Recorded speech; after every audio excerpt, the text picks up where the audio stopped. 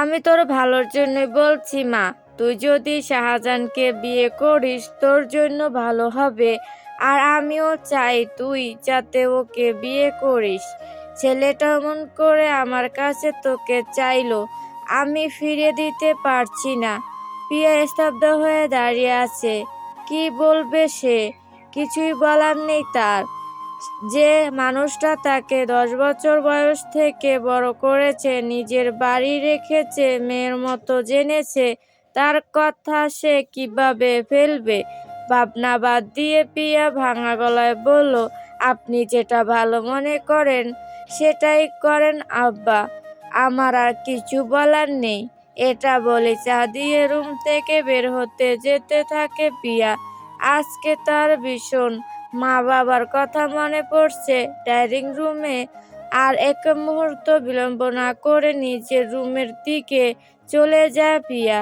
বাবা মার একটা স্মৃতি এখনো আছে তার কাছে, গলার চেইন। সে চেইনে একটা লাভের ভেতরে তার বাবা মায়ের তার সহ হাসি ভরা একটা পিক ঝুলানো। পিকটা দেখলে প্রিয়া সেদিনকার দিনটার কথা মনে পড়ে, যেদিন তার বাবা মা তার চোখের সামনে আর্তনাদ করতে করতে শেষ নিঃশ্বাস ত্যাগ করেছিল। সে পারেনি তার মা বাবাকে বাঁচাতে। আচমকা প্রিয়ার চোখে মুখে রূপালী ঈশানের মুখটা ভেসে উঠল। তানহার শাশুড়িকে যেদিন থেকে দেখেছে তার কেন যেন মনে হচ্ছে মানুষটার চেহারা তার মায়ের সাথে ভীষণ মিলে যাচ্ছে। পরক্ষণে ভাবে, এক চেহারার কত মানুষ থাকে। সেসব ভাবতে ভাবতে আনমনে চোখ বেয়ে এক ফোঁটা জল গড়িয়ে পড়ে মাহরিদার। শাহজাহান কিছুক্ষণ হলো রুমে এসেছে। কথার ভেতরে তৈয়ব রহমানের থেকে ফোন নাম্বার নিতেও ভুলেনি সে। ভাবলো একটু বিরক্ত করাই যায় বউটাকে। মোবাইল নিয়ে ফোন লাগালে সে অনাকাঙ্ক্ষিত নাম্বারটায় প্রথম 2বার রিং হয়েই কেটে গেল। শাহজাহান নিজের ধৈর্য হারায় না, পুনরায় ফোন লাগায় সেই নাম্বারে। বারবার কল আসায় প্রিয়া খানিকটা বিরক্ত হলো। স্ক্রিনে অচেনা নম্বর দেখে প্রথমে রিসিভ করেনি সে, কিন্তু তারপরও যখন দেখলো কল থামছে না, তখন চেইনটা রেখে চোখের পানি মুছে মোবাইল হাতে নেয় প্রিয়া। ফোন রিসিভ করে কানে লাগায়। অপর পাশ থেকে শাহজাহান নেশালো কণ্ঠে বলল, প্রিয়া বউ আমার, কল তুলছো না কেন গো? একথা শুনে প্রিয়া চমকে উঠল। তার আর চিনতে বাকি নেই যে কে এটা। এই লোকটা তার নাম্বার পেল কোথায়? তার ভাবনার মাঝে শাহজাহান আবার বলতে লাগলো, এত অবাক হচ্ছ বুঝি? অবাক হওয়ার কোনো কারণ নেই। তুমি শাহজাহান ঈশানের বউ হতে যাচ্ছ, আর তোমার নাম্বার আমার কাছে থাকবে না। এটা কিভাবে হতে পারে বলো বউ?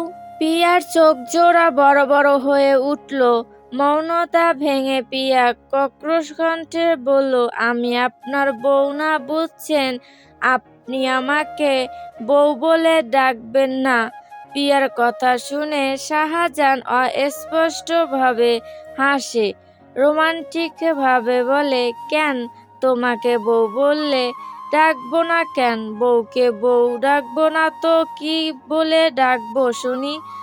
তবে তুমি যদি চাও তাহলে আমি তোমাকে আমার বাচ্চার আম্মু ডাকতে পারি।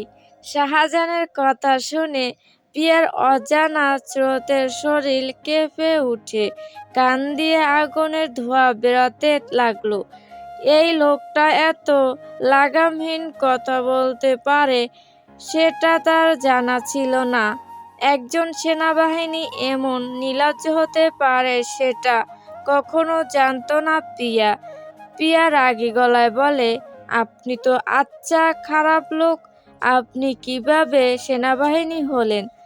আমার তো মনে হচ্ছে আপনি ঘুষ খেয়ে সেনাবাহিনী হয়েছেন। আপনার উপরে যতই ভদ্রতা থাকুক ভেতরটা আপনার ভীষণ অভদ্রতায় ভরা। অভদ্রতার এখনো কি দেখলে তুমি? এখনো তো তোমার সাথে কিছুই করলাম না। শুনুন, আপনাকে আমি বিয়ে করব না। আপনার বাড়ির কেউ রাজি নেই আমাকে বউ হিসেবে দেখার। আপনি প্লিজ আমাকে বিয়ে করার কথা বাদ দেন। শাহজাহান পিয়ার কথা শুনে প্রায় একগুঁয়েমি ভাবে বলল, তোমাকে আমি আমার বউ বানাবো। এখানে আমার পরিবারকে রাজি থাকলো কে না থাকলো সেটা আমার দেখার বিষয় না বউ। এই শাহজাহান ঈশান যা বলে তাই করে এবং যেটা একবার পছন্দ হয় সেটা নিজের করেই ছাড়ে। সো তোমাকে ও আমার পছন্দ হয়েছে। এখন তুমি চাও বা না চাও তোমাকেই বিয়ে করব। কাল অপেক্ষা করিও, পরশু তোমাকে নিজের করে নিয়ে আসবো। প্রিয়া এবার কলটা কেটে দেয়। কল কেটে জোরে শ্বাস নিতে থাকে। এই লোকটার সাথে কথা বললে তার কেমন যেন সব এলোমেলো লাগে। উপর দিয়ে সবার সামনে ভদ্রতা দেখালেও ভেতরে গিরগিটের আগে রং বদলে ফেলতে পারে। প্রিয়ার মাথায় শাহজাহানের বলা বউ কথাটা বারবার ঘুরছে। কথাটা শুনতে তার কাছে কেমন যেন বেনামান লাগছে। তার মতো মেয়েকে কেন এই লোকটার পছন্দ হলো ভেবে পায় না প্রিয়া। সত্যি কি তার এই অবদ্ধ লোকটার সাথে বিয়ে হতে যাচ্ছে? ভেতরে হাজারটা কথা কিলবিল করছে। প্রিয়া বিছানা থেকে নেমে তার বাবা কিনে দেওয়া ছোট ড্রেসিং টেবিলের আয়নার সামনে দাঁড়ায়। নিজের মধ্যে তেমন আহামারি কিছুই খুঁজে পায় না সে। তবে সবাই বলে সে নাকি ভীষণ মায়াবতী সুন্দর। তবে প্রিয়া সেসবে পাত্তা দেয় না। সে মনে করে সে তার মতোই সুন্দর। যদি এত সুন্দর হতো তাহলে তার বিয়ে ঠিক হওয়া পারত। কেন তাকে বিয়ে করলো না? পার্থের মা সবার সামনে অপমান করলো। সে অপয়া, অলক্ষী, কাজের মেয়ে। প্রিয়ার একটা ভয়, শাহজাহানের সাথে বিয়ে করে কি সে ওই বাড়িতে টিকতে পারবে? তাকে যে এভাবে বলবে না তার কোনো ঠিক নেই। অলরেডি বলেই তো ফেলেছে তাকে সে কাজের মেয়ে। এ কথাটা শুনে প্রিয়ার তেমন খারাপ লাগেনি।